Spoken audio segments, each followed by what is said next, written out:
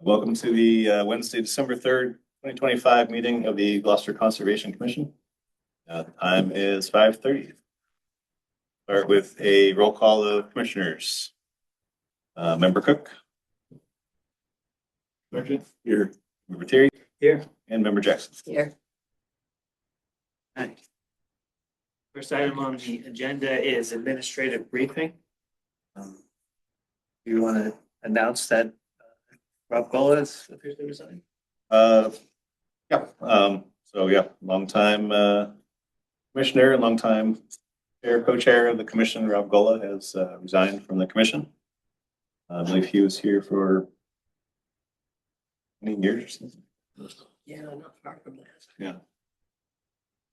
Definitely a big change. Yeah. Well, I think I'll give him a big thank you for his service. Will he come back at some point? Yep. Anything else administrative wise? I guess the only item was I didn't see any comments on the 2026 calendar. Got some. But I nothing. didn't think they mattered. Yeah, I didn't receive any other dates or anything people had issues with, or I didn't have any issues. okay. I'll formalize that and post that and send it out. All right, we'll close the administrative briefing. We're opening up public comment. Any members of the public who wish to comment on any matters that are not on tonight's agenda, please raise your hands. Eight folks on the Zoom with my hands up and nobody here in person. Okay, we'll close the public comment period. Item 3 is minutes review and approval. We have the minutes from the meeting of November 19th. Commissioner Jackson moves to approve the minutes for Conservation Commission meeting of November 19th, 2025 as amended. Commissioner Sargent seconds. Roll call, Member Sergeant. Yes. Member Terry. Yes. And Member Jackson. Yes. Okay. The fourth item on the agenda is an executive session for discussion of ongoing legal proceedings. I understand that Suzanne Egan from the City Legal Department is tied up on another matter and will be joining us at the end of the meeting. Yes. We will be tabling that item until the end of the meeting.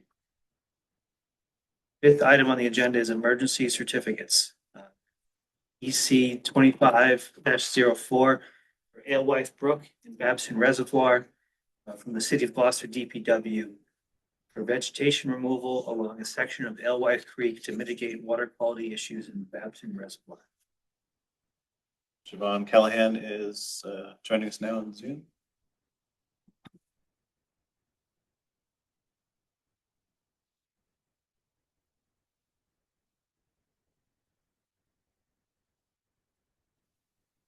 Hi. Can you hear me? Yes. Good evening. Hi, good evening. I'm Siobhan Callahan. I'm the environmental engineer with the City of Gloucester.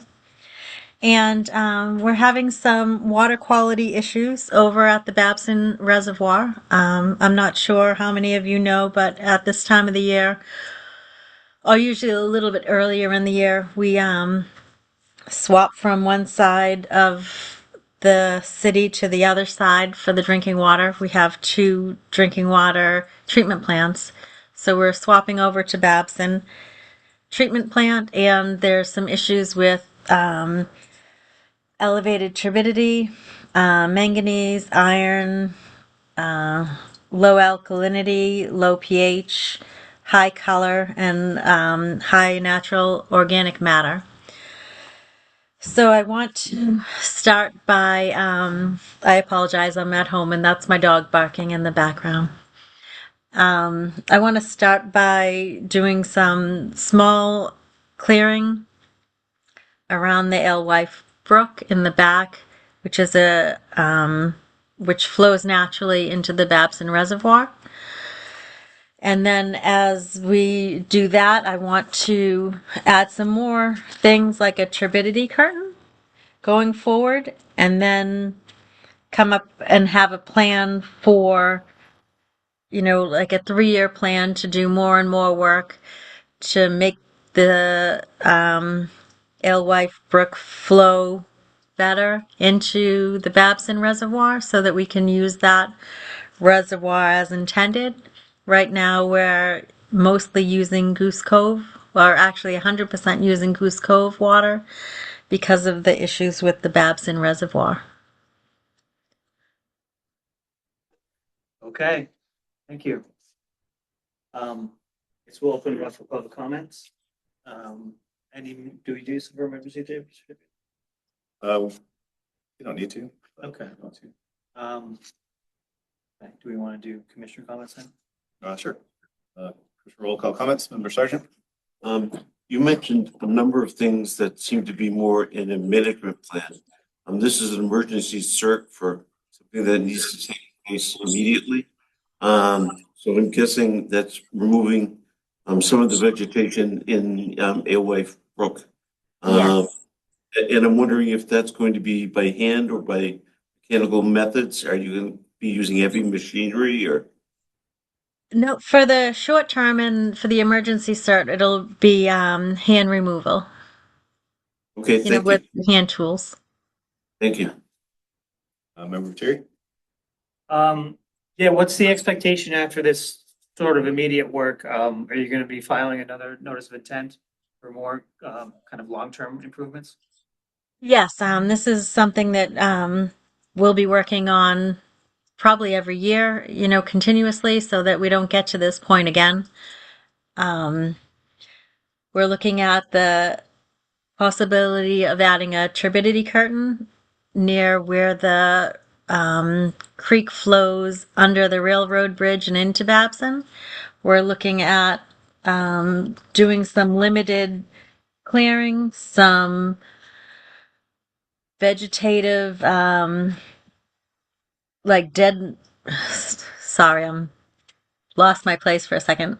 So removing of some vegetative mats, woody debris, adding the turbidity curtain in the long term, possible thinning of the canopy, removal of storm debris in the inlet channels, planting native species, removing invasive species, and even possibly goat grazing. But these are all the things that we're looking at to improve the water quality.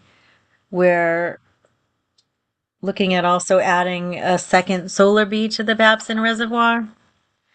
I would like to add some aeration, but that's a very expensive undertaking.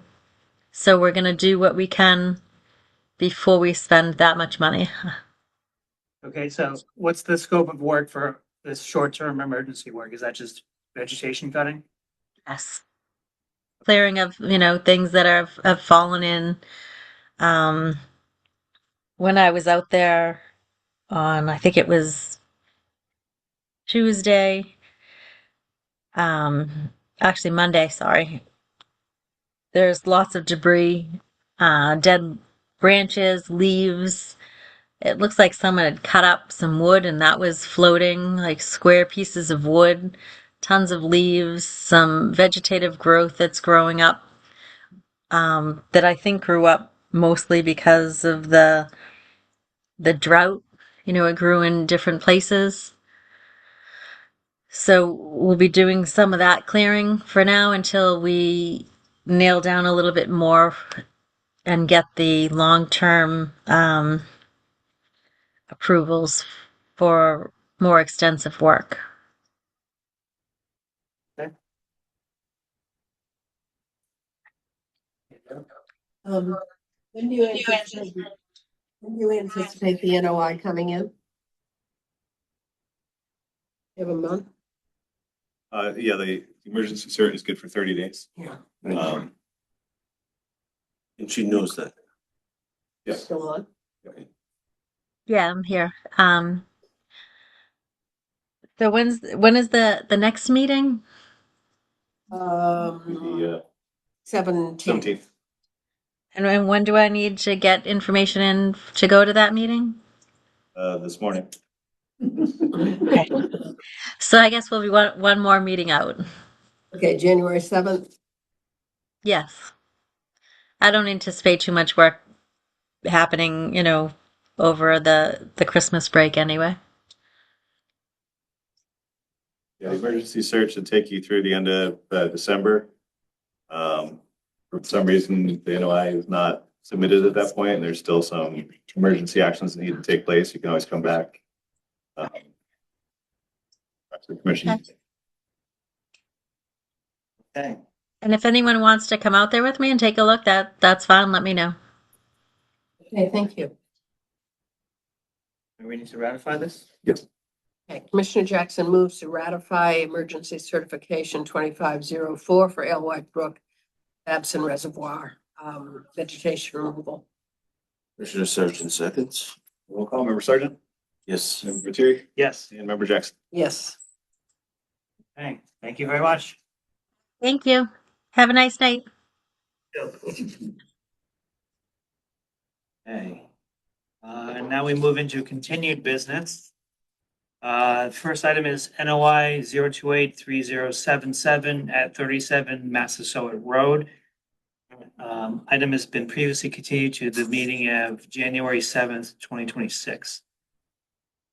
Next item is NOI 0283006 at 105 Wingersheek Road and NOI 0283007 at 107 Wingersheek Road. Both items have been previously continued to the meeting of January 7th. Well, next item, NOI 0282976 at 171 and 281R Magnolia Avenue. This item has been previously continued to the meeting of December 17th. Next item is NOI 0283080 at 598 and 600 Essex Avenue. This has been previously continued to the meeting of December 17th as well. Next item is NOI 0283036 at 3, 6, and 7 Welch Lane and R Woodman Street. RDL Welch Lane LLC is the applicant for road and stormwater system construction, utility installation in buffer zone bordering vegetated wetlands. Joel Favaza from Seaside Legal Solutions, DC representing. No one has requested to continue to January 7th. Okay, Commissioner Jackson moves to continue NOI 0283036 at 3, 6, and 7 Welch Lane and rear Woodman Street to the Conservation Commission meeting of January 7th, 2026. Commissioner Sargent must abstain. Can we move it on with just two of us? But he still counts as a member. If he abstains, he doesn't if he recuses. Yep. So, yes, we can. All So, right, I second the motion. Okay. Roll call, member Sergeant, Abstain. Terry, Yes. member Jackson. Yeah, yes. Okay. Next item is NOI 0283091 at 33 Way Road. Lata Shukla is the applicant. This is an ecological restoration limited project for the management of aquatic vegetation species with herbicides and algicides in Shukla Pond in land underwater bodies and waterways. Andrew Tebow from Goddard Consulting representing. Good evening, everyone. This is Andrew Tebow with Goddard Consulting. I'm the project's wetland scientist. I also have with me Mike Tartaglia from Solitude Lake Management, if he could be promoted as a panelist as well. And then I will just share my screen and kick this off. So thank you for having us tonight. The commission will remember that we were last here at the October 1st meeting where we introduced the project. Just as a quick recap, this NOI is being filed jointly with Goddard and Solitude Lake Management to reintroduce the pond management program at 33 Way Road. At that October 1st meeting, we had discussed that this property under previous ownership was managing the pond. Since the sale of the property, that has ceased, and they are again seeing the same problems with nuisance vegetation. This was filed as an ecological restoration limited project to reintroduce that program, and we had gone over that in detail on October 1st. At that point, we had really one remaining question with the commission and with DEP. We had our file number, but DEP had given us a comment that they would like to see an actual treatment plan that was submitted that would detail access to the pond, the adjacent wetland resource areas, and confirm the limits of work under the project. At the time of submitting this to the commission, it was just submitted as a narrative application. And so we had continued that meeting out from October out a couple months to allow this plan to be produced, and then it was submitted to the commission last Tuesday, which was November 25th. And so this plan was accompanied by a letter prepared by Goddard that addressed the EP's comment and how we had outlined it within this plan. So at a high level, what this plan does is it confirms that the work area is limited to the pond itself. In the application, the commission would have seen that the only resource areas that are impacted by an ecological restoration limited project like this are the land underwater associated with the pond. And so this treatment map is made to confirm that we outline the pond as the only work area. We show the adjacent wetland resource areas that are not to be impacted by the project. And then we also show our work area. So we were able to confirm with a visual that all access to the pond that's being done as part of this project can come down the existing driveway.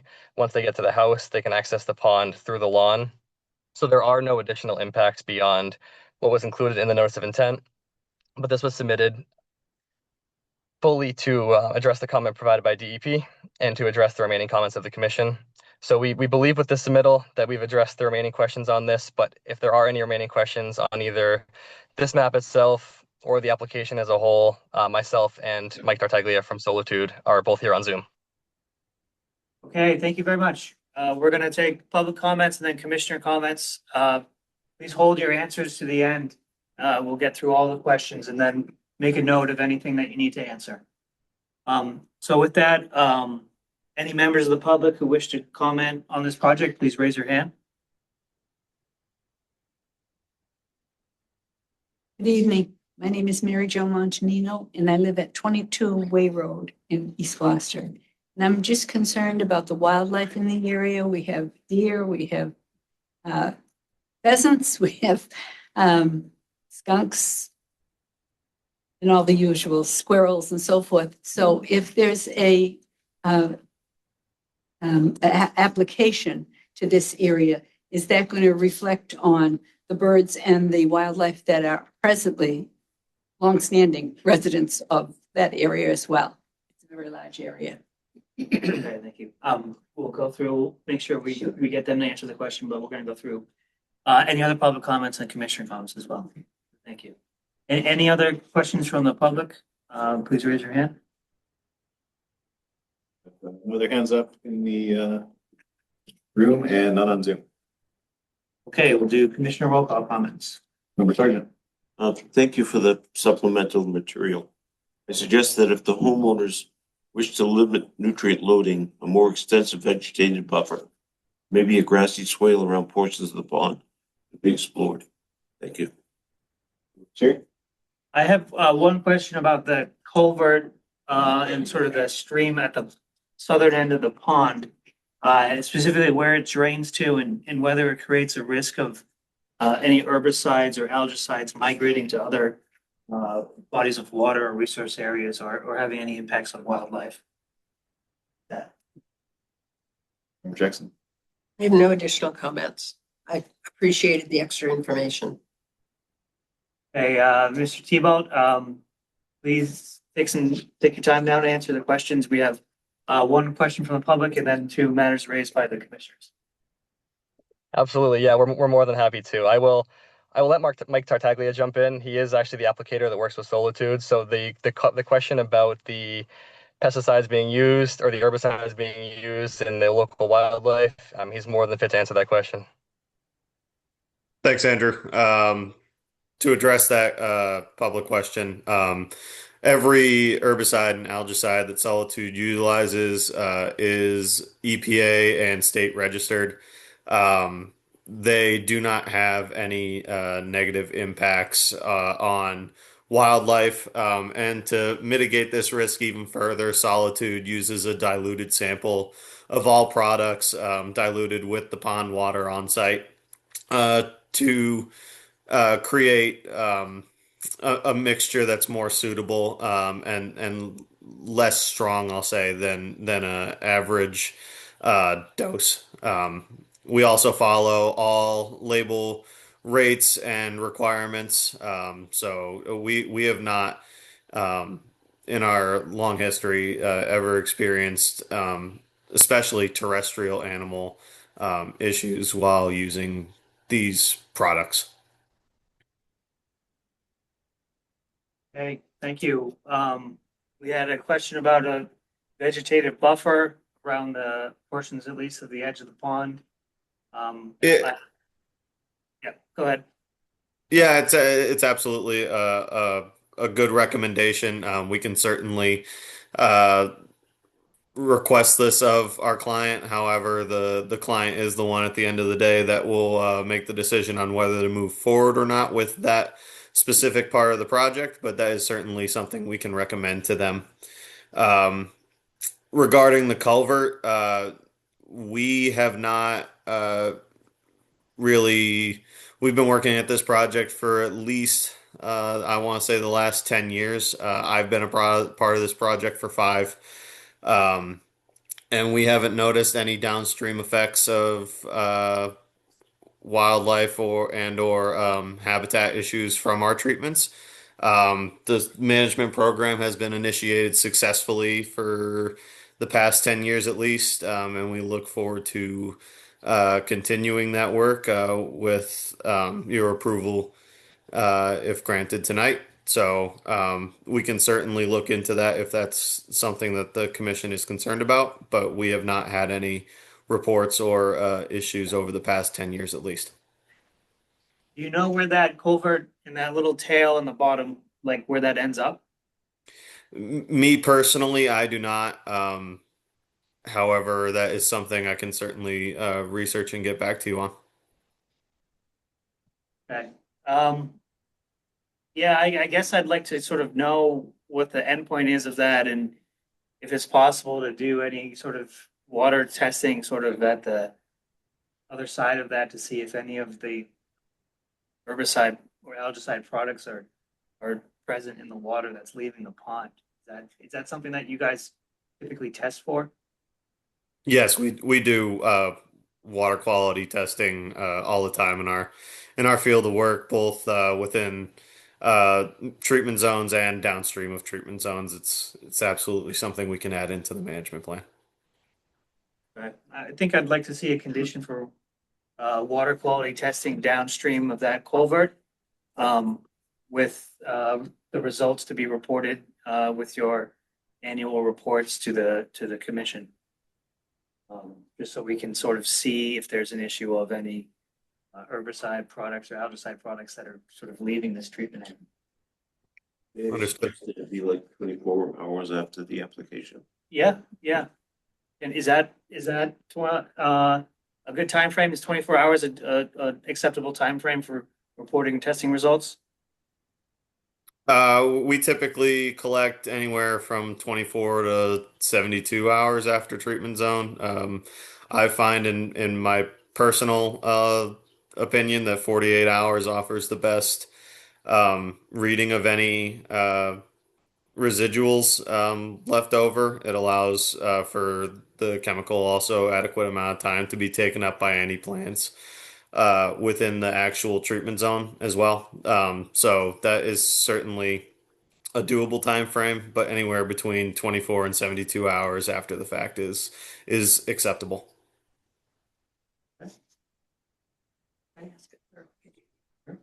Just a follow-up question on the wildlife. We had a similar project come before us a while ago where with the use of herbicides, there was a 24-hour period where they were hoping to prevent wildlife from coming to the pond and drink from it. And I appreciate that you're diluting the solutions, but is that an issue in this case? I don't believe so. We've utilized these products throughout Massachusetts, and we do. It really is quite difficult, if not, I'll say impossible, to limit all wildlife accessing ponds in this nature. However, we have not seen any negative impacts on terrestrial animals or birds, and we have had very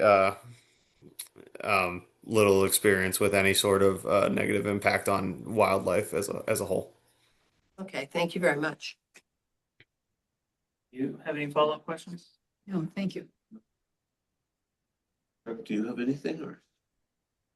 All right.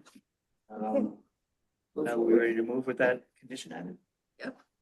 Commissioner Jackson moves to close the public hearing for NOI 0283091 at 33 Way Road. Commissioner Sargent seconds. Call Member Sergeant. Yes. Member Terry. Yes. Member Jackson. Yes. Commissioner Jackson moves to approve NOI 0283091 at 33 Way Road with the aforementioned conditions, including the water quality testing when Commissioner discussed. Sargent seconds. Call Member Sergeant. Yes. Member Terry. Yes. Member Jackson. Yes. Okay. You guys are all set. Thanks very much. Thank you very much. Thank you all for your time.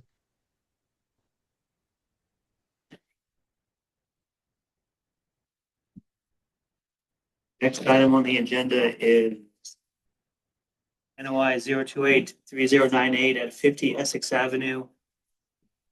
The applicant is the City of Gloucester DPW. Project is an addition of a secondary treatment system to the existing water pollution control facility in riverfront area, land subject to coastal storm flowage, and buffer zone and coastal resource areas. Lisa Carrozza from Tetra Tech is representing. Hi, thanks very much. Lisa Carrozza with Tetra Tech.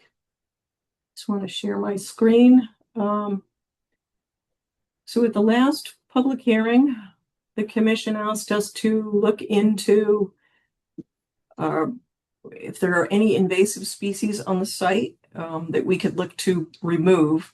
So our wetland scientist went out last week and he identified, this is the side yard behind the parking area.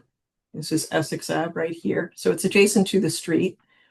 So he found 24 black locust trees within the tree line. They're spread out. They're not in one localized, band of trees. So it's throughout this orange hatch area. He also found 4 multiflora rose and then 4 autumn olive. So we added those polygons, if you will, to this plan, and we gave direction to the contractor to employ a landscaper that would come out and tag these trees and then apply an herbicide to those. So that's where we stand. If you recall, the rest of the mitigation for trees was on site. So I think this was the last thing that you had asked for in terms of a mitigation for removing the 33 trees on site. Yes, I think so. Okay, thank you very much. We will take public comments and then commissioner comments and then get back to you with anything. So any members of the public who wish to comment on this project, please raise your hand. We have no hands up on Zoom and none here in person. Okay, Commissioner roll call comments. Sergeant. Thank you for the recent submittal of the planting plan and the invasive species removal plan. I'd like a condition that the invasive species be removed by mechanical means only and not by use of herbicides and disposed of in an appropriate manner. All watering must be adequately treated before being discharged. There should be a 2-year monitoring the mortality of mitigation plantings and a perpetual condition in the COC prohibits further alteration within the mitigation area, except as may be required to maintain the area in its mitigated condition. Thank you. Member Terry. No further comments. Member Jackson. I think Mr. Sargent covered it all. Did you have anything to add, Chuck? I do not. Okay. Commissioner Jackson moves to close the public hearing for NOI 0283098 at 50 Essex Avenue. Commissioner Sargent seconds. Roll call. Member Sergeant. Yes. Member Terry. Yes. Member Jackson. Yes. Commissioner Jackson moves to approve NOI 0283098 50 Essex Avenue with the aforementioned conditions, including mechanical removal of invasives, treatment of water discharged, monitoring, and no alteration within the mitigation area except to maintain the mitigation as is, and any conditions previously discussed. Sargent seconds. Roll call. Member Sergeant. Yes. Member Terry. Yes. Member Jackson. Yes. Okay, thank you very much. Thanks for your time.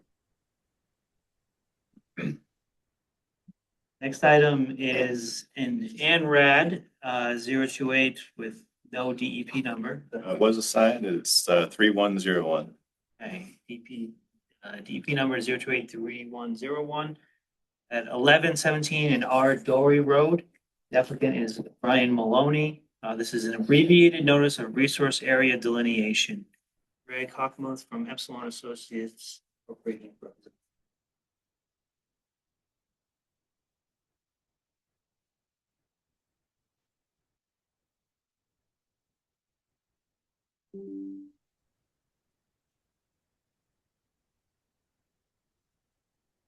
Hi, good evening. Can you guys hear me? Yes. Okay, Greg Hockmuth from Epsilon Associates. Sorry about that. It was some technical difficulties. I believe the only thing we were waiting for here was DEP to issue a file number, but I'd be more than happy to go through the ANRAD again if the commission would like me to. And You guys want him to? Okay, I think we're all set with that. I think we'll go straight to public comments and then any commissioner comments if there are any. So, any members of the public who wish to comment on this project, please raise your hand. We have no hands up in person and none on the Zoom. Any commissioner comments? Where's open? I'll just reiterate, just confirm that you want an approval of the ANRAD only for the A, B, and C series wetlands with no determination for the R parcel west of the power lines. That was discussed at the last meeting. I just want to confirm that's still the case. that's still the case. Correct. Jackson? I have no additional comments. Move forward. Commissioner Jackson moves to close the public hearing for ANRAD 0283101 at 1117 and R Dory Road. Commissioner Sargent seconds. Roll call, Member Sergeant. Yes. Member Terry? Yes. Member Jackson? Yes. Commissioner Jackson moves to approve ANRAD 0283101 at 1117 and R Dory Road for the A, B, and C wetlands areas and excluding the rear parcel west of the power lines. Commissioner Sargent seconds. Call, Member Sergeant. Yes. Member Terry? Yes. Member Jackson? Yes. All right. Thank you very much. Have a good night. Okay. Last item of continued business is NOI 028, no DEP number still? Signed, I guess today, 3102. Okay.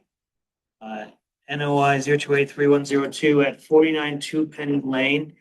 Benjamin Bradley is the applicant. This is for the expansion and addition of a second floor and stairway and elevating a portion of the home in riverfront area, coastal dune, area of critical environmental concern, land subject to coastal storm flowage, priority and estimated habitat, rare species, and buffer zone to ACEC. Ryan Boisford, the design and build.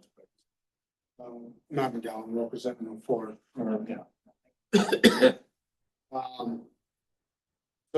Obviously we did a site visit just last week and just before the holidays, it was tough to get a hold of everyone and get stuff out. I did talk with DEP today, Tyler Farrick. He said he didn't see any concerns on, the only thing he had concerns was he was having a tough time reading the plans. Am I doing footings? And I'm not, I'm doing just piers, straight down drilling. I now have recently sent him an email. Chuck, just recently I sent you an email too of a quick sketch that I could put together of kind of where certain things are going on your email. Just the best I could do with what I had, because my architect wasn't able to get plans out, over the holidays. It was kind of one of those, it's a, can't really get everyone on the phone at once, but as far as I know, everything that we went over on site, there's nothing more changing except the amount of piers that I'm putting in, I'm reducing because I'm cantilevering that porch where you saw it already extended. So the layout is still the same because it matches what the layout of the existing home is. So the only added on structure is the staircase. that extends out. And you saw that the area there was already in. The only other thing is I was gonna add, so just cantilevers out that much. The shed that's there, I had to do this quick because my architect wasn't gonna do much. That shed's getting taken out, which I explained to you guys, and that whole pad that's underneath it. That's just the staircase where it's going up. The piers that are going in the ground of the blue. Several of them are underneath the existing house. Those ones are only out 3.5 feet from the existing structure, which there's no vegetation that isn't already far away from that. The pathway on the next one, I believe, because that pathway needs to be accessed to the septic that's to the left there, which you guys did see on site. I wanted to try to add some trees like the American holly trees and everything that actually do survive a lot better and add more structure to that dune area to the right, where you could see a lot of trees were dying off and stuff like that. I just wanted to make sure that that pathway stayed, what it needed to be.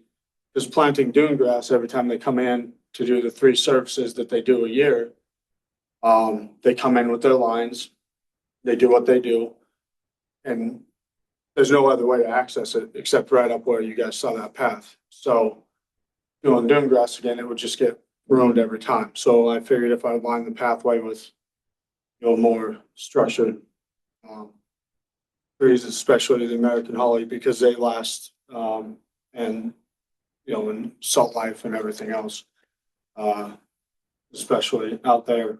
I figured that would be something at the end of it to plant those to keep everything more solid for the ground level. But outside of that, everything is going on top of that structure right there, directly even with the face of that.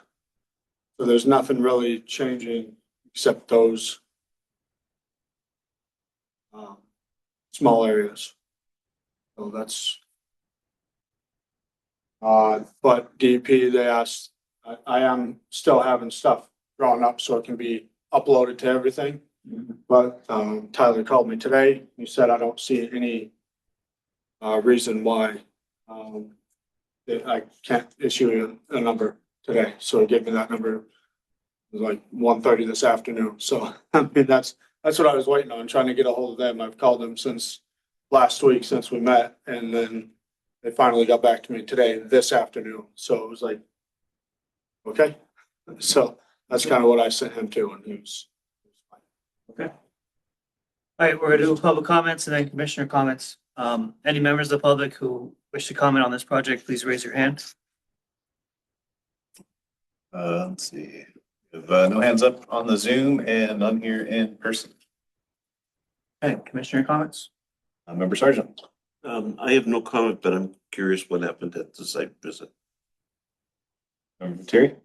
One thing I thought about is whether you submitted this to NHESP, given its location and proximity to rare species habitat.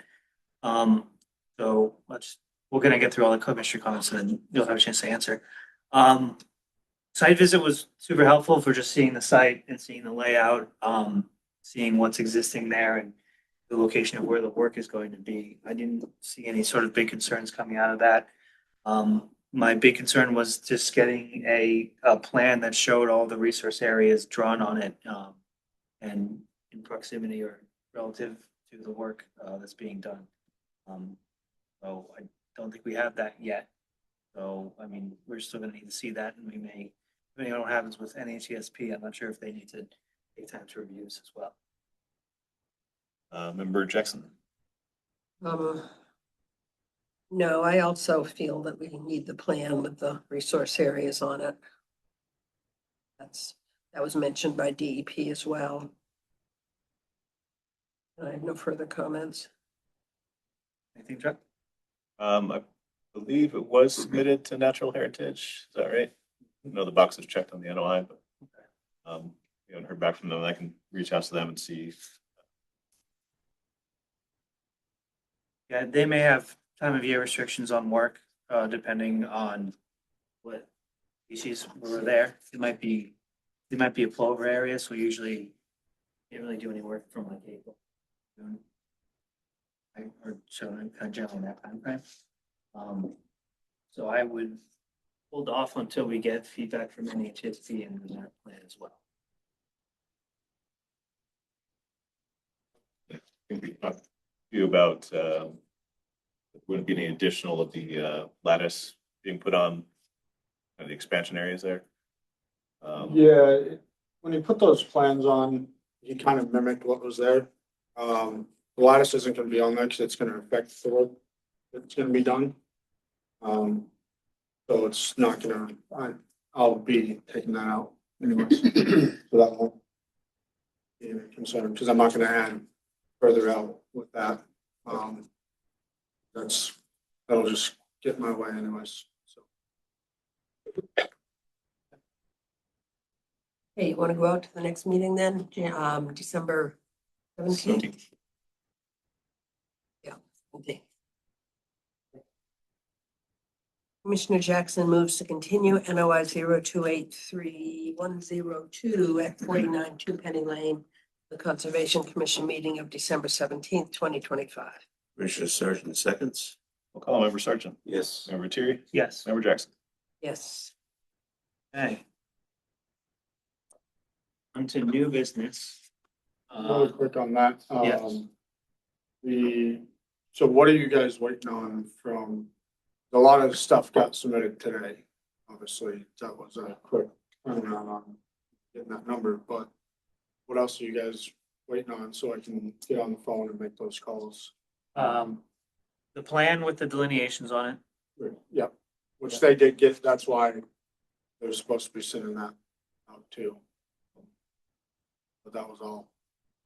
That, and I think Chuck's gonna reach out to NHESP, so I don't think you need to do anything on that one, so I think Okay. it just needs to be the plan. Okay. Does that sound right? 4 weeks to get this thing done. You'd be surprised. Okay, new business NOI 028, no DEP number at 3 Pond Road. Cape Identification Authority applicant. This has been requested to continue to the meeting of December 17th. Commissioner Jackson moves to continue NOI 028 unassigned DEP number at 3 Pond Road, the Conservation Commission meeting of December 17th, 2025. Commissioner Sargent seconds. Call Member Sargent, Yes. Member Terry, Yes. Member Jackson. Yes. Okay. Next item is NOI 0283100 at 24 Hoff Road, 24 Hoff Avenue, City of Gloucester DPW. This is for repairs to an existing damaged revetment and landscaping repairs in coastal resource areas, land subject to coastal storm flowage and buffer zone to coastal resource areas. David Smith from GZA Geo Environmental Inc. Good evening, Commissioners. David Smith from GZA, 144 Elm Street, in Amesbury, representing the City of Gloucester Department of Public Works for the project at the Cressy Beach revetment storm damage repair project, which is at Stage Fort Park. Let's see if I can share my screen.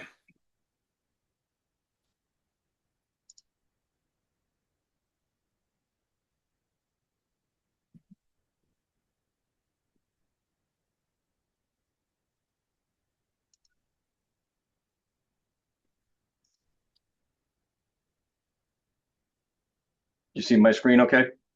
Yes. Okay, great. So Stage Fort Park is on the west, sort of the northern west of Gloucester Outer Harbor. I think most people are familiar with it. It's a city-owned parcel. City's owned it since the late 1800s, and Cressy Beach is on the southern side of Stage Fort Park, kind of in the lower elevation area down near where it kind of meets back up to Western Ave. So the project site is this area of Cressy Beach. It's about 1,200 feet long, of a shoreline that has been fortified over the years, and actually dating back to about 1936, where the Works Project Administration constructed a large granite stone wall along the entire 1,200-foot length from the west side over here to the east side and this side.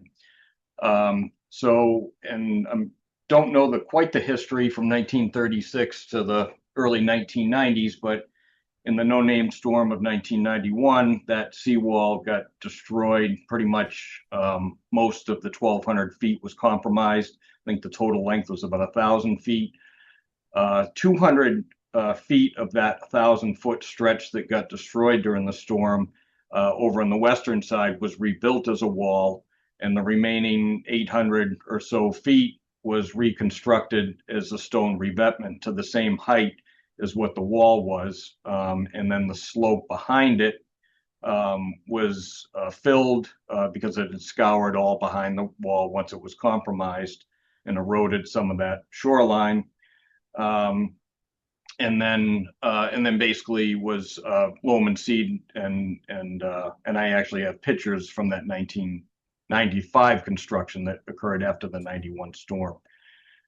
So since that time, 1995, there's been issues that have occurred to the revetment over the course of several years, but in the March 2018 coastal storm event, Juno, there was some significant devastation that occurred here with the revetment basically raveling, being overtopped, and basically the top of the revetment being eroded. And you kind of see from these cross sections, if I can zoom in a little bit, basically what the dash line represents what the existing conditions were. The stone revetment basically come up to this point, and then it was kind of vegetated beyond it. So it was a significant erosion area, and I believe I have, I don't know if I could show it, but there were photos within the notice of intent that basically, here they are right here. So this is kind of the photo log here. So you can get a sense of, here's the existing revetment. You can see a significant amount of material loss behind it, and then just eroded into the shoreline here. Couple other views. This is a view here from the water side. After the storm event, it was a FEMA declared storm. So the city was able to secure the FEMA assistance for this project. So we've been working with them to basically come up with a plan to do the in-kind repairs, because that's what FEMA provides funding for. But they also provide mitigation for improvements. So the area kind of in the lower diagonal hatched area are the areas where the stone revetment was compromised. We're looking to basically restore that in kind, putting armor stone, 2 to 4 ton stone back in that location. And then this kind of crosshatch that's on the north side, a bit behind it, this is the area that you saw where the eroded bluff is basically just compromised. So we're looking to fill that back in, and then create an additional revetment that basically covers that particular area there. Because given the height of the original revetment at elevation 19, FEMA flood is in a velocity zone of 25, you get some wave run up, you get some splash over that occurs, and overwash, and certainly that will compromise the backside. So city felt it was important to be able to, not keep coming back and vegetating this and just put loam and seed, is to kind of fortify that. And FEMA has allowed that mitigation. And if you look at the cross sections here, so basically this sloped revetment in the top capstone is mimicking what was currently out there and constructed in the 90s. And then we're looking to extend at a different slope, a different size stone, a little bit smaller, 1 ton stone back. We're going to have a bedding layer of stone, and then this will be granular fill to occupy the void space here. So that's one particular section, and it does vary, as you saw in plan view, along that whole shoreline as far as the erosion that's occurred. And then this is just another particular section, section B. So this was A over here, and then B is over this side. So that's the proposed project. These trees that have existed along this edge, if you can see from the photos, especially these two trees are compromised with the roots. They are still alive. The second tree in is maybe less alive than all the others, but it still had plenty of leaves on it this year. We're looking to, be able to do this project work and protect these trees and have them survive. The city also offered to be able to plant 6 new trees just on the landward side of the existing ones, and we thought it would be good to kind of infill in the gaps of the trees. And then also there's going to be a vegetated buffer. It's going to be a 10-foot wide strip that's going to go along the top of that revetment. So if we go back to the cross sections, it's going to be right at the top of the slope here. On the drawings, we do have the landscape planting list and the quantities. This came from CZM's coastal plant list. I believe it's Pennsylvania sage, Virginia rose, Carolina rose, and northern bayberry that we're looking to infill back here. The construction will occur from both the beach side. We have allowed for like a 20-foot strip right along the base of the revetment to be able to perform the work from the beach. Certainly at low tide, we're not going to be out there at high tide. And this is the same method that occurred back in the 90s when they constructed this. And then also working from the top side in between the trees and basically, this area here. We do propose to have a staging area. So this is Hoe Ave. This is over in this area is where that cupboard kind of takeout restaurant is. Parking lots here. So access to Cressy Beach is along this pathway here, and then there's an opening. This isn't going to change. There's no work being proposed on the east side. It's really basically from about 200 or 300 feet in to the west from the opening is where the restoration work's going to take place. This area here will be used for staging for equipment and for stone deliveries and so forth. And they will access the beach through this opening and along this sort of strip. The idea is to recover the stones that have raveled, but certainly we're not going to come out onto the beach to mine them. We're not going to dig it up the beach. This is just surface stones. Any stones that are further out, we're just going to basically leave and it'll be sacrificial. We don't intend to again, go mining and digging up the beach to go look for the stones. We're basically going to be using the existing stones and also bringing in supplemental as well. And then the area right behind the work site here is also going to be used for kind of staging and actually performing the work. The site will be restored after the work is completed. And let me just see if I can.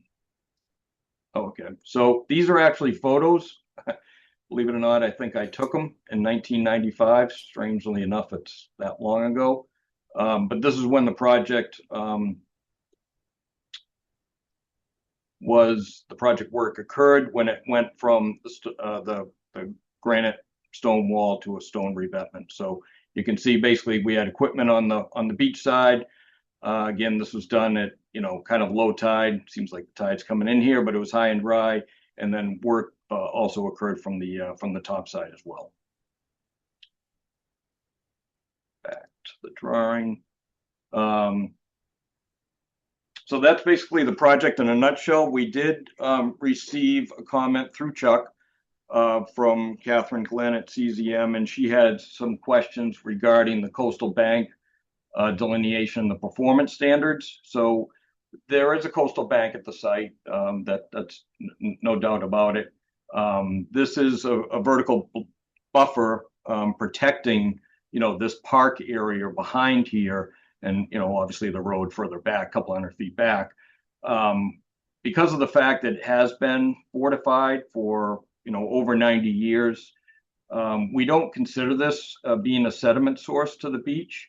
The uniqueness of Cressy Beach is the fact that there is no kind of downdrift or littoral transport of sediments. You're kind of bookended. It's almost like a pocket beach. You have this sort of wall that continues along the west side, and then it goes into the rocky shoreline. continuing down on Western Ave.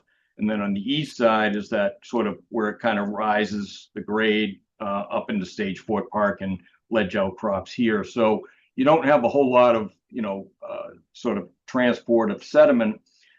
We did look back in the 95 drawing and compared it to our survey, and strangely enough, the beach has remained about the same. There was some slight variation over on the western side with the high water mark as far as where it was delineated, but for the most part, this is a coarse sand, medium to coarse sand beach. It's got gravel, it's got beach cobble that goes kind of in and out, seasonal fluctuations. The shoreline here, the eroded areas are fine sand and silt. This is left over from glacial deposits. So it's certainly not, the same material as what we see on the beach here. So we felt, given the fact that there has been insignificant shoreline change for, over the years since it's been, tracked, and the fact that it is, been armored and fortified for a very long time. We don't feel that this is, a sediment source to the beach, nor does the city really want to make it a sediment source to the beach. It wants to be able to protect the park. So I did provide a comment back to Chuck on Kath's comment. We also did receive the DEP file number, and with that came comments from DEP. These are in regards to the coastal dune at the site, which they thought, based on the photographs, that there was a coastal dune here. We don't agree with that because the definition of a coastal dune is a hill mound ridge of sediment that was deposited by wind action or storm overwash. So this backland here is not indicative of a coastal dune. This is a sloping, basically landform. You got high land on the left, high land on the right, and I actually included in the response a copy from Mass Mapper that lists the glacial stratified deposits, that layer in Mass Mapper that basically indicates that it's coarse material left over from glacial outwash. So we don't feel that a coastal dune is represented here. There was another comment regarding the coastal bank, which we kind of addressed with Catherine's comment. We provided that same response to that comment. And then, there's a comment about soft solutions. Certainly without the benefit of providing that upper slope protection, that is going to end up causing, increased with the wave run up and the storm conditions we've seen over the years. It's certainly going to, require protection up here. I mean, if we vegetate this, what had happened before is the waves hit here and basically scour out from the backside. These stones basically get raveled onto the beach and get displaced and keep eroding back the shoreline. So what we wanted to do is be able to fortify this to be able to protect from that overwash. I think that pretty much wraps up the presentation. Hey, thank you. We're going to take public comments and then commissioner comments, and please note down anything that you need to respond to. We're going to take all the comments and then give you a chance to respond at the end. So any members of the public who wish to comment on this project, please raise your hand. We have no hands up in person, and there are none up on the Zoom. Okay, Commissioner comments. Member Sargent. Thank you for all your work, Dave. Cressy's Beach was not always the shoreline that it is today. It was once a popular sandy beach enjoyed by generations of Gloucester residents. Now, because of the incremental increased armoring of the coastal bank, there's been less sand deposition, and the beach has become less sandy with much more gravel, cobbles, and stones. I agree with DEP's concerns over the proposed increased armoring coastal bank, as well as CZM's response that states that it's, quote, apparent that the erosion of the bank is providing sediment to the fronting beach, end quote. As noted in CZM's fact sheet for repair and reconstruction of seawalls and revetments, quote, the best way to reduce the wave action that hits seawalls and revetments is to maintain the beach in front of these structures. With an older seawall or revetment, the beach in front of the structure has often eroded over time. Placing and maintaining these natural buffers can prolong the structure's longevity and minimize its adverse effects. It can also provide a recreational beach, end quote. There can be little doubt that this coastal bank is at least in part a sediment producing bank. Consideration for this must be given in the engineered design plans in order for Cressy's Beach to maintain its current function as a natural barrier in front of the revetment. Current plans don't reflect such a consideration. Member Materi. I had a question whether there will be some signage or other protection around the buffer planting area.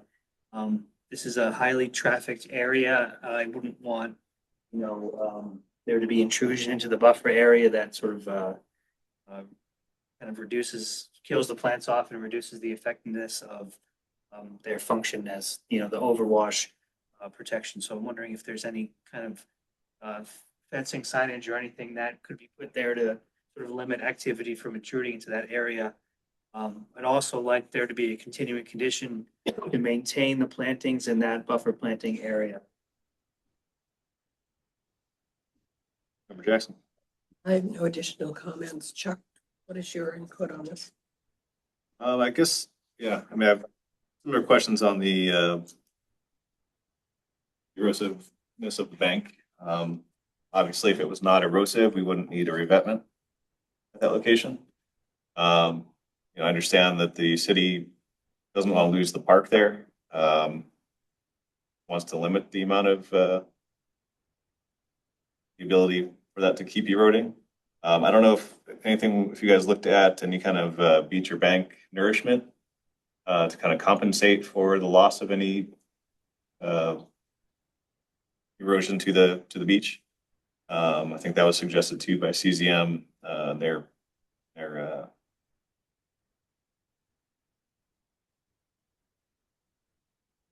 that they put out for reworking coastal bank section. And also too, I guess I think when we were out there, we talked about some of those trees that were closer to the water. Looking at those areas, some of the only areas that really maintain the sediment in the soil were the areas protected by the roots of those trees.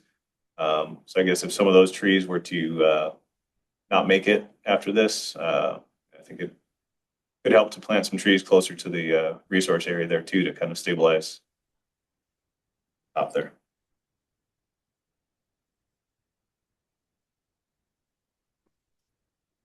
Okay, David, anything responding to all the comments? Sure. Well, I think Commissioner Sargent kind of, basically repeated what was indicated, from CZM, and we're not disagreeing at the coastal bank. It doesn't provide a sediment source. Is this, the reason why the beach is now gravelly and we've got beach cobble? I tend to disagree with that. I think in looking at the material in that eroded bluff, it's amazing how actually fine that material is. I think if we're considering leaving it as is and allowing it to erode, I think it's a safety issue, number one. So certainly the city would not do the revetment work and leave a big void there, right? So I guess the other alternative would be just to fill it, loam and seed, plant it, put other vegetations there and hope that it'll last. We've done that. Granted, it was 20, 30 years ago, or so, but it didn't last. So the idea of trying to protect that, I think is important. I think it's important to the city. I think it's important to the park. Interestingly enough, in 1995, when this work was proposed, they had proposed beach nourishment as part of this project. And the Conservation Commission rejected that idea in favor of plantings on the upper slope. So I don't know if we haven't discussed beach nourishment. It certainly wouldn't be reimbursed by FEMA. The city would have to take that on. We'd have to use compatible sediments, which is a little tricky given the fact that there's a lot of significant beach there. So how, and coarse sediment. So we'd have to look a little bit closer at that. But I think, we'd like to try to be able to protect that upper part of the slope from future wave impacts. Commissioner Viteri, with regard to the buffer, we hadn't considered fencing a sign, but that's a great idea. I think that works. I think the two different species of beach rose, I think once they're established, I don't think people would want to walk in anyways, but certainly we hadn't thought of it, but we could easily put signage or maybe a fencing. It would be on the city to maintain it. I don't think that's a problem. I know in other parks, they've had other, entities maintain planting. So hopefully maybe that could occur there. And Chuck's comment, again, having to do with the nourishment, we could propose that. I'd have to get back to the city and kind of noodle on that a little bit more. We already have lost 1,200 cubic yards of sediment with the amount that did get eroded. So, I mean, if you want to consider that nourishment, it's already on the beach, and if it's there, it's there. I don't think it is. So I think that sediment is too fine and it's disappeared. Certainly in my site visits, and just looking at the visual appearance. And as far as trees go, if we needed to plant more trees, Mike Hale did kind of give the blessing that whatever you want for trees will accommodate. Okay, any further thoughts? Yes, as far as the coastal bank, if you can't avoid, and you need to add the riprap, then you need to mitigate, and therefore, you have to look at some ways to mitigate, the loss of that. And Joe, anything? No. No, when would you like to continue to? If possible, the 17th. Okay, Commissioner Jackson moves to continue NOI 0283100 at 24 Hoe Avenue to the Conservation Commission meeting of December 17th, 2025. Commissioner Sargent seconds. Roll call, Member Sargent, Yes. Member Materi, Yes. Member Jackson. Yes. Okay, we'll see you in a couple weeks. Yep. Can I just ask one final question on the mitigation, Commissioner Sargent? Are you thinking vegetation, or is it you just leaving it up to me to come up with what a mitigation would be? I would really like to design the project for you, but unfortunately I can't. I just wanted to have some direction for the 17th. Right. Okay. Come up with something. Thank you. Okay, thank you. All right, next item, last item of new business is amendment 0283002 at 22 Forest Lane. Jignesh Patel is the applicant. This is an amendment to order of conditions 0283002 to modify a planting plan in riverfront area and buffer zone to bordering vegetated wetlands. Greg Cefalo. Hi, Greg Cefalo, representing the Patels, 22 Forest Lane. At the last meeting, we were asked to file an amendment, which we have done. We forwarded a modified plan of the planting, identifying the number of trees that we plan to plant, which would be 8. And then we have included 258 shrubs and ferns to plant in conjunction with that to help in the mitigation plan. Again, we're working within the same parameters that the original site plan was developed for. At our last meeting, we had our landscape designer who came up with the planting plan, explain why she felt the reduction in planting would help the area and ensure survival of the plants.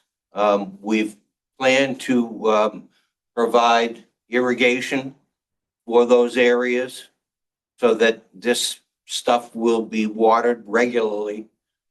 And we're just hoping that it's going to be enough so we can start moving forward on this thing. Okay, thank you.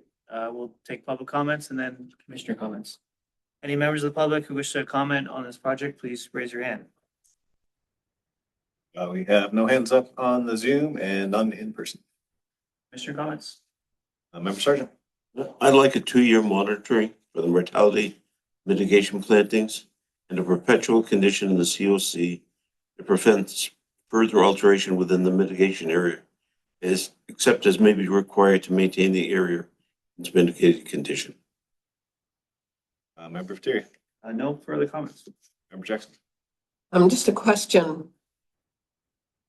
On the plan, it talks about including 74 trees, and you're saying you only want to do 8, but are you covering the same 4,000 square feet of? Yes, planting? we are. We're working within the mitigation area that was provided with the original plan.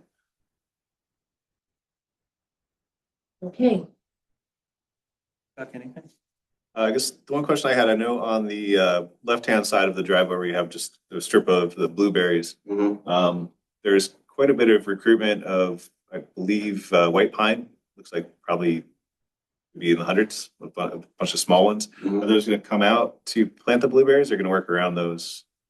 We're going to do our best to work around anything to ensure that what we plant survives as well.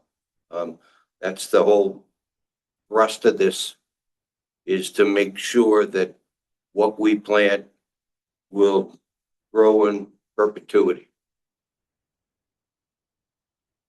Okay. Move forward.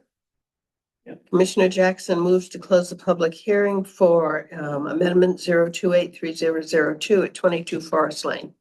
Commissioner Sargent seconds. We'll call Member Sergeant. Yes. Member Terry. Yes. Member Jackson. Yes. Commissioner Jackson moves to approve amendment 0283002 at 22 Forest Lane with the conditions previously discussed, including a 2-year monitoring on the vegetation with no further alteration in the mitigation area except to maintain the mitigation. Commissioner Sargent seconds. Roll call. Member Sergeant. Yes. Member Terry. Yes. And Member Jackson. Yes. Okay, thank you very much. Thank you, guys.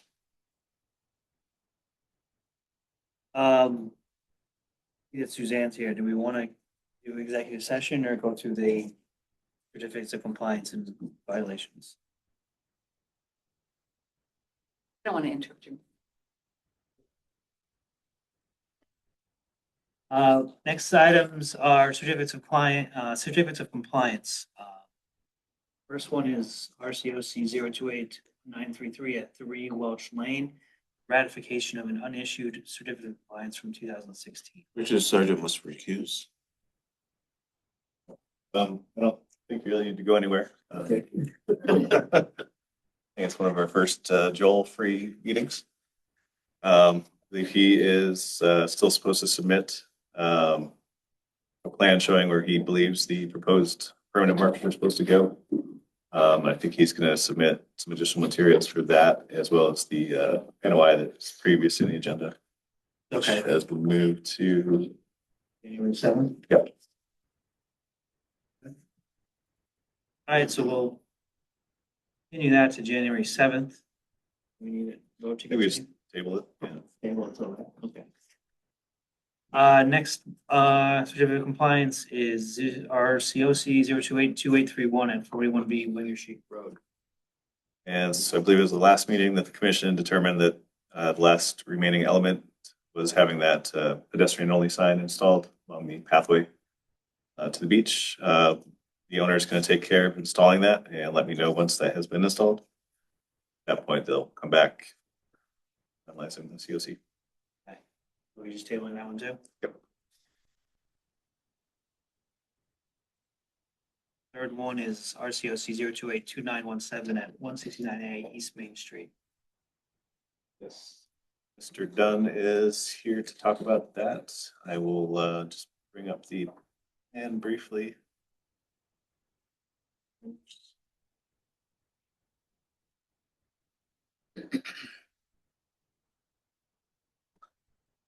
This was the approved plan from the order of conditions.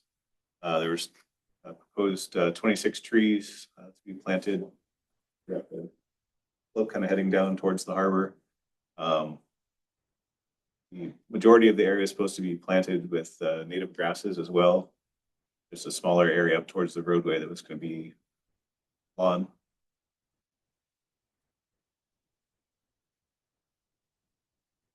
And my site visits.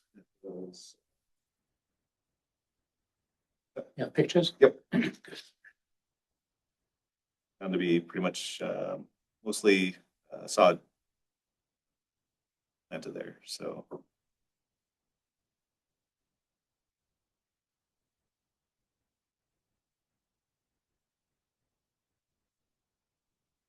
The driveway area heading down towards the harbor. There were a couple plantings along surrounding portion of the parking area.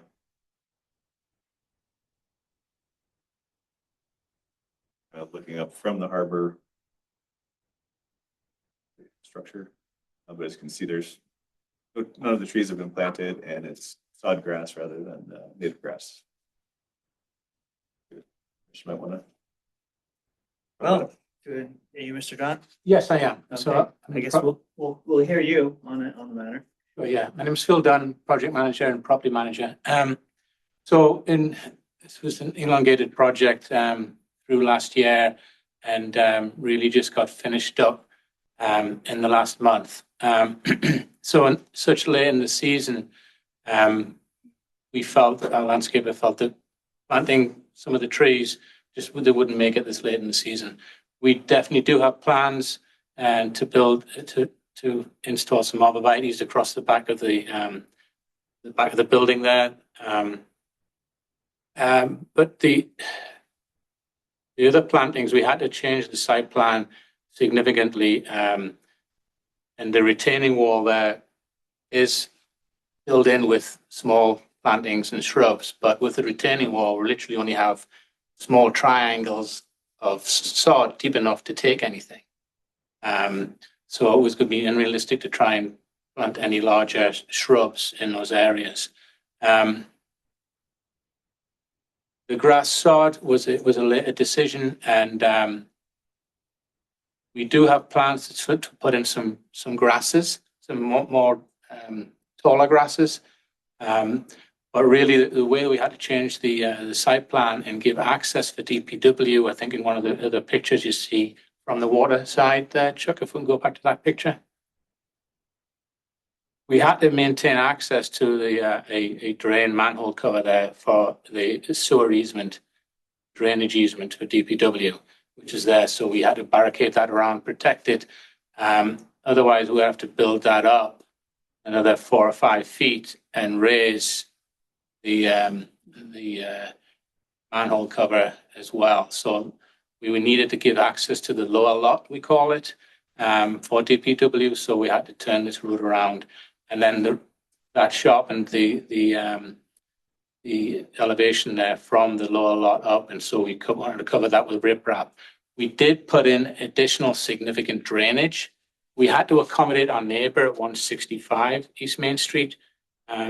The lot line goes right down her side of the house, and she'd been using that as on our side in the driveway for many, many years, and that's been there for 20 years plus. And in raising the site for 4 to 5 feet to accommodate our handicap spot, took away her parking. So we had to accommodate that for her. And in doing so, we put in roof drainage from her house down the side of the building, down our retaining wall of the parking lot, as well as drainage in the front from East Main Street. And that curve puddles heavily around the front there, and rainwater was coming across. So when putting that additional drainage in and roof drainage coming under from the 169, there's significantly less runoff through the parking lot. So we try to accommodate that as well. asking for a bit of relief of the original plan. But again, we are planning on planting some trees, particularly arborvitaes. But we also don't want to restrict the view to the water from, an upgraded property like it is. One last thing as well, it was my first time going through this process, not an excuse. But I wish I'd sort of held back our civil engineers in proposing all of those plantings when really everything there was additional, because it was a vacant lot for so many years. It was ripped up asphalt and trash. So we've upgraded the lot significantly, as you can see. There's a nice property now. And so, open for your comments and how you wish me to proceed. Oh, one other thing, if I can add, our civil engineer has actually closed its doors now as well, so I can't go back to them to try and help fix this. Whether I speak to our landscape designer and try and help come into some sort of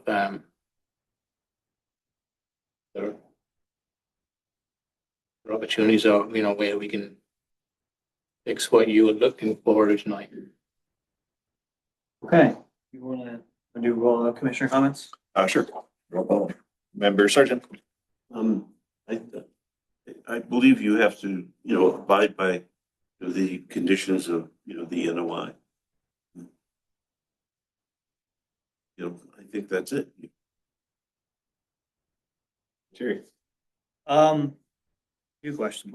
What's on the lower lot area? It's nothing right now. It's an original asphalt lot.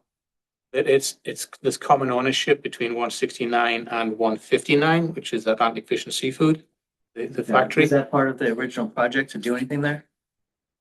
There's nothing immediate in any plans there, but it is property of 159 as part of that property lot. And we are the first floor of 169 we're utilizing as a sales office for Atlantic Fish. So we needed access there. It didn't show in the pictures, but we've got a rough milled access round behind the parking area from a gate, original gate, and steps down from the 159 lot for access. So coming to and fro from 169 to 159 now. When does your order of conditions expire? Do you know? Let's see. I'm sure it's probably still valid because of the Permanent Extension Act. Yeah. Oh, we got an extra 2 years. I know when it was issued. What I'm thinking is if you can't plant until the spring, you could just wait, come back in the spring, plant something, and then come back and ask for a certificate of compliance at that point. Yeah. You could just withdraw the current certificate of compliance, do your planting, and come back to us and ask for that issuance of that certificate of compliance. No, you've mentioned that you have some idea of what you're planting. I mean, there's obviously a planting plan, which doesn't seem, in my opinion, doesn't seem too onerous. So I think, we'd like to see, that is the governing plan. We'd like to see planting in, compliance with what's on that plan. If you want to do something different, I'd say you'd have to come back and request an amendment to that to us, and we have to review that. But I think you have plenty of time. You don't need to get the certificate of compliance right now. I think you could come back in the spring after you've done some planting and maybe even some monitoring, because we usually have a 2-year monitoring for mortality. So, I mean, it might be a little premature right now to consider the certificate of compliance request. So I guess the first thing would be to figure out how much time you have. Yeah, it looks like it'd be probably April 2028. That expires. So you've got a lot of time. Yeah. I think. Yeah, I'd say, come back and do some planting and come back and see how that goes and see if you can, plant into substantial compliance with the existing plan. If you want to change the plan and you want us to consider that, then come back with an amendment. I'd say those are the two kind of paths for you. Yeah. I think part of the consideration during the process of the NOI for having plantings in there was a large part of that grass area is within the floodplain. And so, having more than just lawn that has very short roots having something with more substantial roots will help lock in that soil. So if there is a flood, it doesn't get all washed away and then end up in the harbor.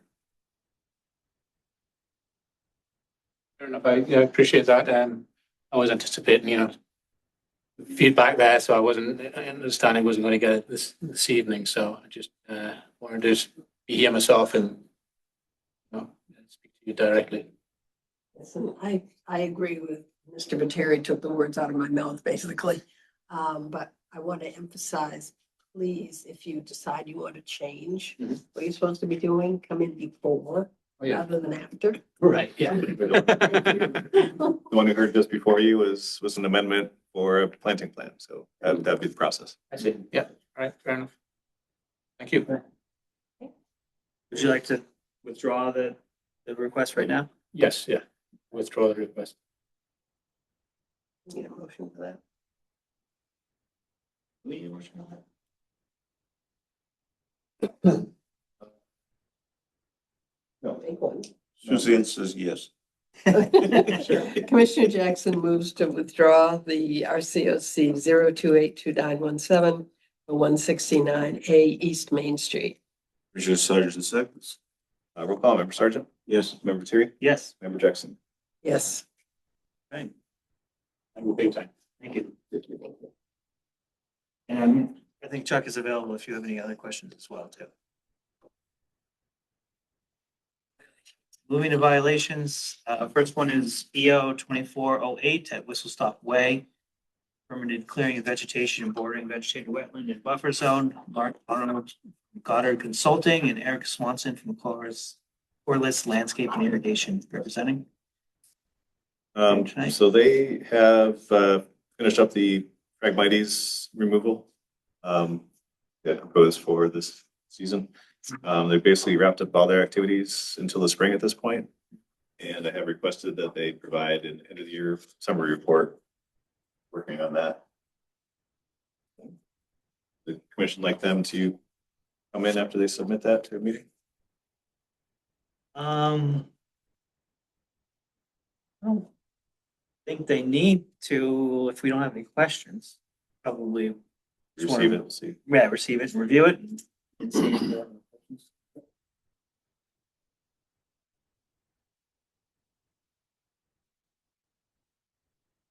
Next one is EO 2504 at 145 Atlantic Road, unpermitted filling of wetland and removal of vegetation.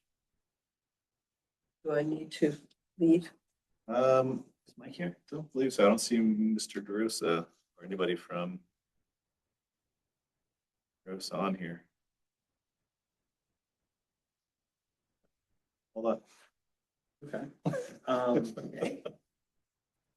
We can table that one, I guess. Yep. I will reach out to him. And then the last one on the agenda is a violation at 91 Wheeler Street, permanent anchoring of houseboat in Salt Marsh.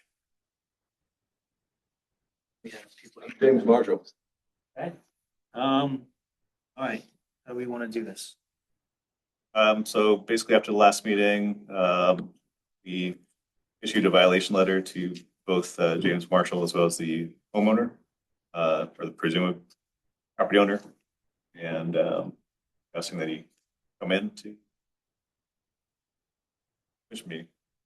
Okay. Mr. Marshall, did you receive the violation notice? I did. Okay. Um, Have anything you want to say or respond to or anything? yeah, this boat has been in this location for 20 years. This is actually the 21st winter that it's been in this location. It's been there since 2005. It is part of a pier and float system that have been in place for 53 years, since 1972. Chapter 91 permit was obtained for the pier complete float system in 2004. I am the fourth generation trustee of 89 Wheeler Street.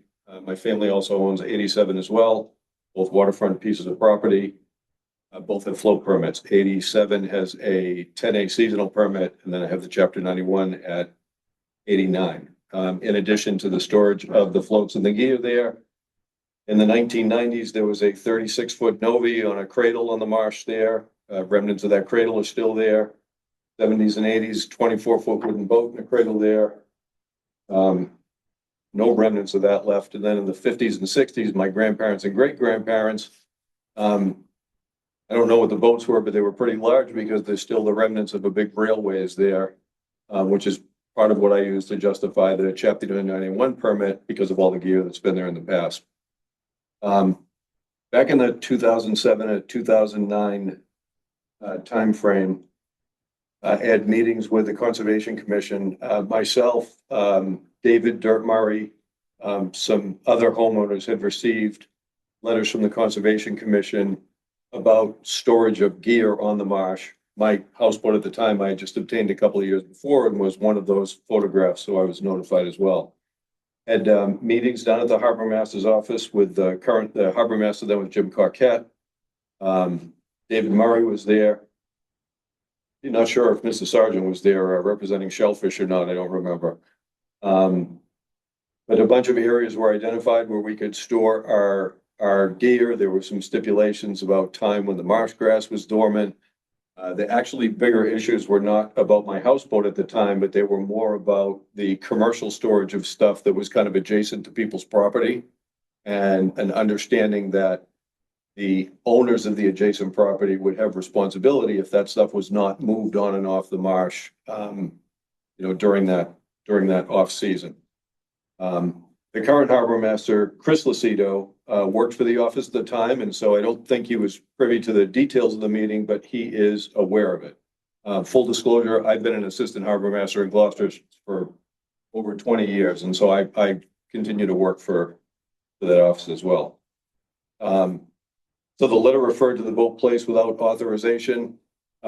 Again, with Chapter 91 permits and with the 10A seasonal float permits, there is not permitting or specific authorization for winter storage. There is just the site visits that happen as part of the permitting process. And so I felt that meeting that took place with conservation back in the 2007 and 9 timeframe was authorization for our winter storage in those areas.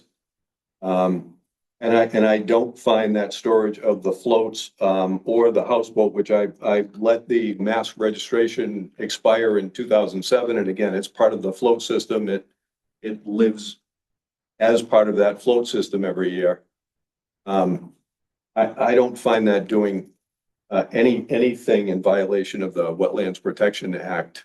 I move that stuff off with the rest of the floats, install it as part of the system, and maintain it appropriately. Did you get any order of conditions or negative determination in 2007, 2008 timeframe? Not at all. You're aware that your Chapter 91 license says that seasonal rampant floats shall be stored outside of any resource area? I'm not aware, like I said, these many of us have either seasonal float permits or Chapter 91s, and we all store. I mean, there is floats as well as boats that are in areas of the Mill River, Goose Cove, Lobster Cove, Little River. I mean, all right now. We try to be very good stewards of the area. It's a problem across the city, but it doesn't mean it's not an issue. And it's your Chapter 91 license. There's a condition in your Chapter 91 license that you can't store the float in the resource area, even if this is to be considered a float that's part of the Chapter 91 license. You have to store it in the op. Then there's the issue of whose property is it on. Even assuming it's on your property, it can't be in the resource area, and the marsh is clearly a resource area. You got to find somewhere else to put it. So I could do that, but that's really challenging. You've got people that are storing for commercial venture floats and ramp systems, all over the marshes, and they're not on, that adjacent to that person's property. Why is it that this commercial storage is okay in these resource areas, but for a resident adjacent to their property that's fully permitted is not okay? Well, I'm not going to agree that it's okay that's commercial storage is happening in the marsh either. I'm not going to concede that point. And look, a violation is a violation. You got to do something about it. You can't store it in the Can't store it in the marsh, you can't store it in the resource area, even if you ignore the Wetlands Protection Act or the city's wetlands ordinance. Your chapter 91 license says you can't do it. So you're in violation of that if you don't even talk about, the wetland side of it. I want to clarify as well, Commissioner. I did reach out to DP Waterways to discuss the Chapter 91 license.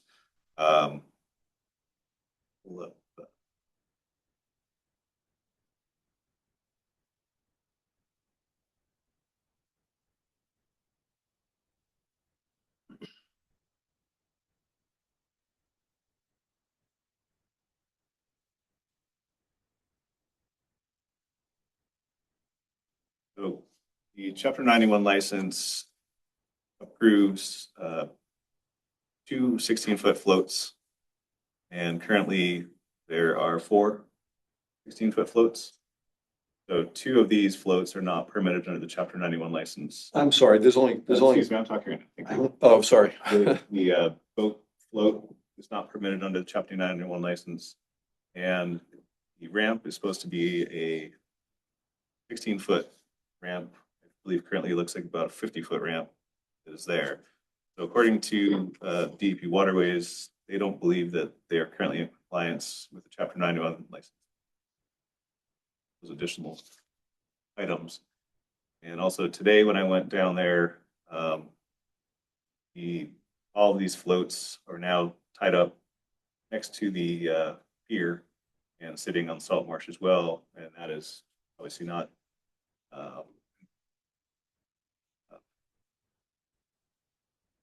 that's violating Chapter 91 license as well, that says that those need to be stored outside of resource area.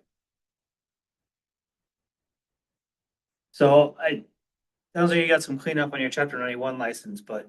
I'm sorry, I've only got 2 floats there now. Okay. And I understand this. I went from a wooden ramp that I had that was only 16 feet long back in 2004 when I got this license, and actually narrowed the whole pier by 1.5 feet to be able, because I got a 24-foot aluminum ramp. And so my permit is up for renewal in 2027. I am still honoring, if you go back to the drawing, I'm still honoring the overall square footage of the permit, although the configuration has changed slightly in the past.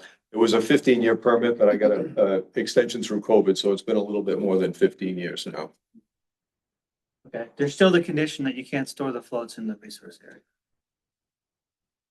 And then that's, we don't, Chapter 91 is DEP's purview. Our purview is resource areas, wetland resource areas in the city. So you're storing on the salt marsh. Can't do that without, asking for some sort of conservation permission. You don't have an order of conditions.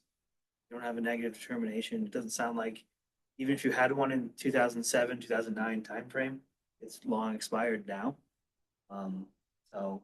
Understand, I really want to do the right, I really want to do the right thing. This is what we've done in these areas for years. If there is some, I am happy to move these floats and this whole system anywhere during the off season. The only challenge that I have is the people who maintain the floats store them in resource areas. I don't know a place where I can I can put the floats back where they are in the summertime and just maybe disconnect the ramp and sit them on them. I don't. You have space in the upland on the property to put it? I don't know how I would be able to get, the floats there. Right, like I don't have I can't get, backhoes or equipment or cranes down into the backyard. So I don't really have any way to move anything up beyond like a full moon tide. Which is kind of what we do, but again, I can. You could float it to a ramp. Take it out of the ramp or a landing or somewhere around there. So that's exactly what we were talking about doing, as a city because of this issue back, that's what this was all about in the 2007, 2008 timeframe. And then this liability of trying to pick up floats and take them out of the water at either the high school boat ramp or places like Stone Pier. You know, they have a lot of environmental and then liability and physical challenges with just being able to move all of this gear. I mean, I would be happy to do that. There isn't anybody in this city that is moving floats, and no residents that are moving floats and physically picking them up out of the water. Well, look, sounds like it's a bigger problem than just you in the city. So, you know, it's a different question about how to address that problem. So I'm okay to keep all of the things off of the resource area. I do have to disconnect the ramp in the winter time. So I mean, I can manage putting that stuff there, but I mean, I don't have any gear in the water. Everything is winterized. I mean, we're in a dangerous part of the season. I mean, this has been there for 20 years. I mean, can I start to comply with this starting next winter? I think I'm so worried about trying to move this stuff during this winter season. And again, this boat hasn't had a motor on it since I let the registration expire. So I have no way to drive this stuff around or. I think we can take some comments from the public unless any other commissioners have any thoughts.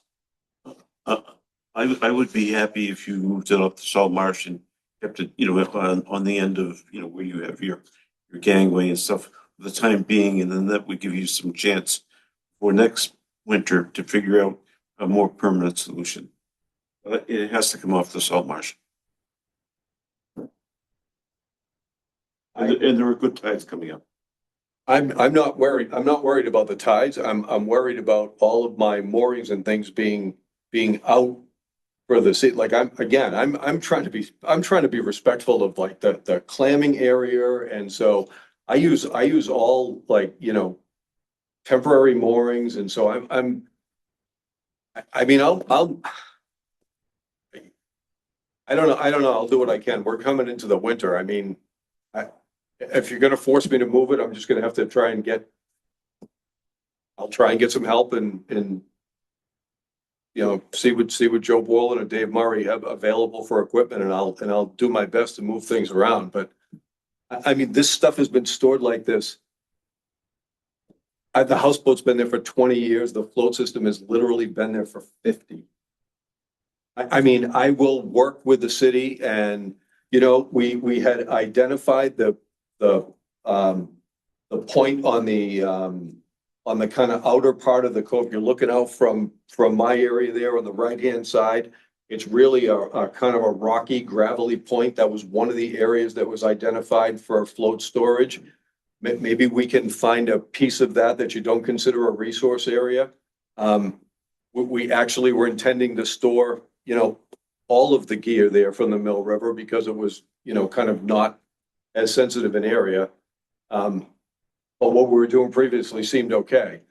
I know the area you're talking about, and I think that's owned by, you know, a group of people or something. And yeah. I think it's actually, I think it's like the rest of this marsh. It's not like you look in the GIS map and it's just like the rest of the marsh. But I'm not sure. We can certainly look into that. It's at the end of Kirk Road. Exactly. Yeah. I think it's owned by, you know, a number of people, and people have rights to that. But that area would not create any damage, you know, to the salt marsh.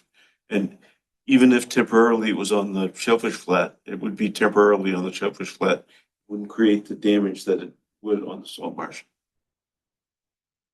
Yeah, look, if there's anything I can do to get relief for the winter, I mean, we're going into the worst part of the season. I mean, a couple of months ago, this would have been fine. And again, I'm really thoughtful of doing the right thing for the environment. I mean, I want that place there for you know, for my descendants. The last thing I want, I mean, it pains me to see that marsh eroding away, right? Well, I mean, again, if you're going to give me a date, you're going to give me a date. I'm going to put myself and whoever at risk and do whatever I have to do to be in compliance, but I'm just worried about it at this time of year from a safety issue. I mean, if we let you leave it until the spring, it's gonna kill the marsh, so that's gonna be an issue on you know, protection of that resource area.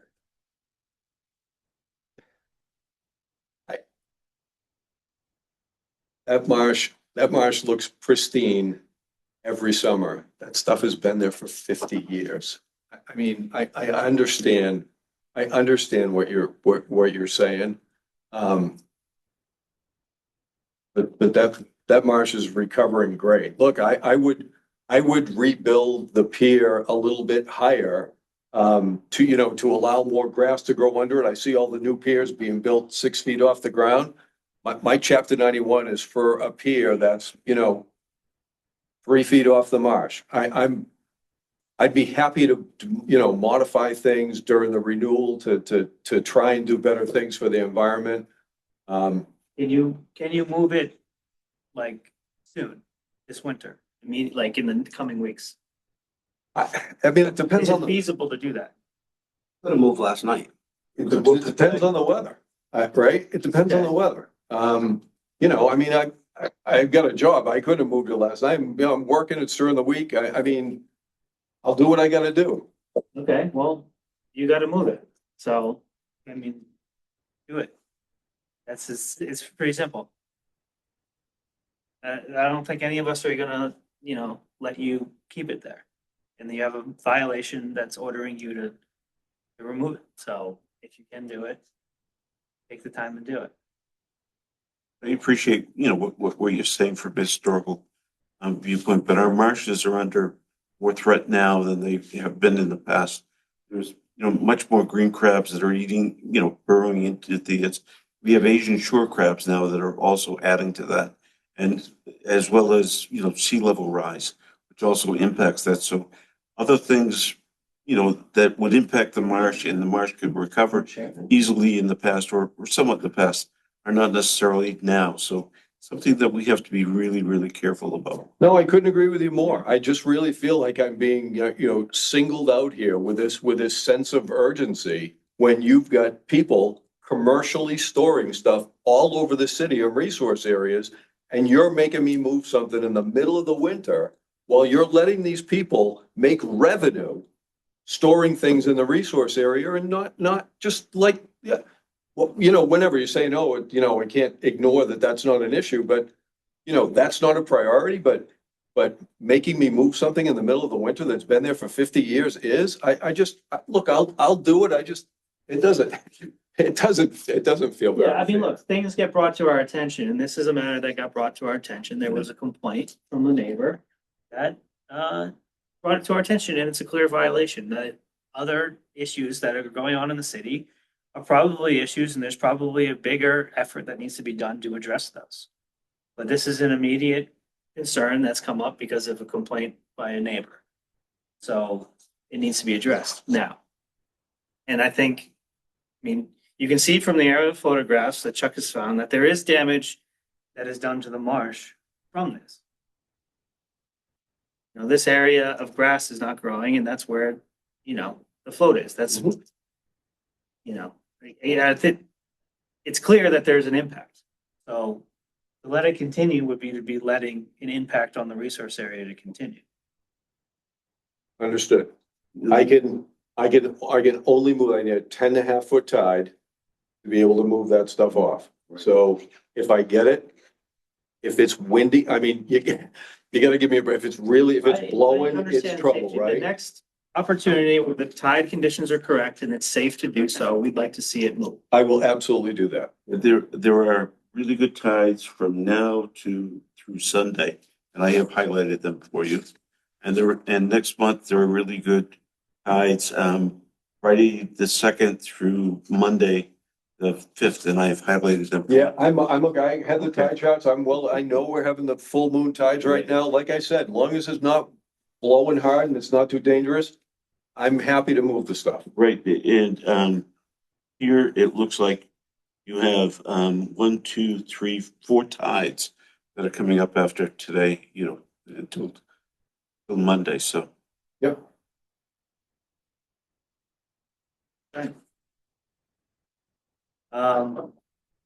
Yeah, sure, we'll take some comments, just.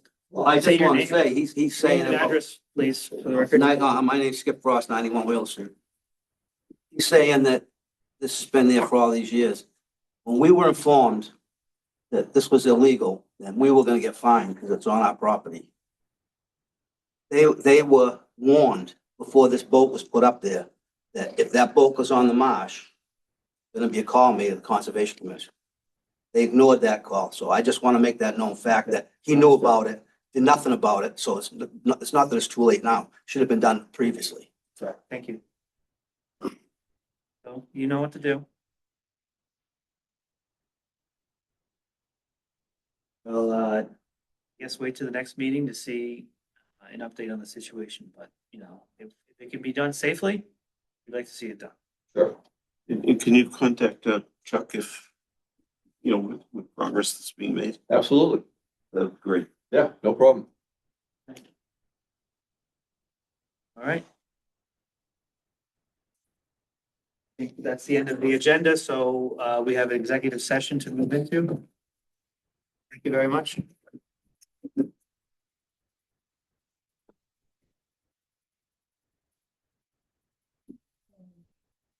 We need to move to go into executive session.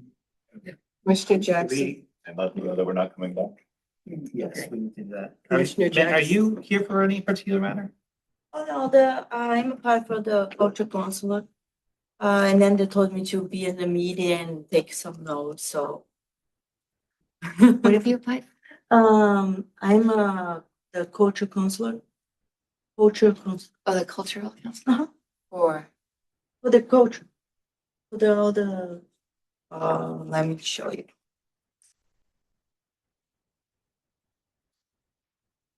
Then she just sent a message, can you be there? who's this? Lee, Were you supposed to be in the cultural commission? yeah. Oh, you're the You know, conservation, this, yeah, this is conservation commission. you're the wrong meeting. Oh. Yeah. I hope you Too bad. found it interesting. This is a very Because cultural. I asked them and because they said, you can go up and then go down. I said, and then that's why I've been here saying, I don't know, it's nothing to. Oh, I'm so sorry. Yeah, because I've been saying like all the reservations, I said, it's nothing to do over here. Nothing to do with culture. Yeah. We appreciate your patience. Yeah, I've been like lost in the sauce of it. I've been I'll like. bet. I'll bet. Anyways. Good night. Goodbye. Poor thing. We'll take a motion. Commissioner Jackson moves to go into executive session for discussion of ongoing legal proceedings, and we will not be returning to the regular meeting. Commissioner Sargent seconds. And we're just gonna have the chair find that we can't have that discussion on, open meeting. Should we go up or Zoom, right? You wanna do that? And then take the vote. Well, I have to find that. But you don't wanna have this, to have this discussion in open meeting would, impair the Conservation Commission ability to defend itself. Okay, so far. Okay, there you go. Roll call, Member Sergeant. Yes. Member Terry Yes. and Member Jackson. Yes.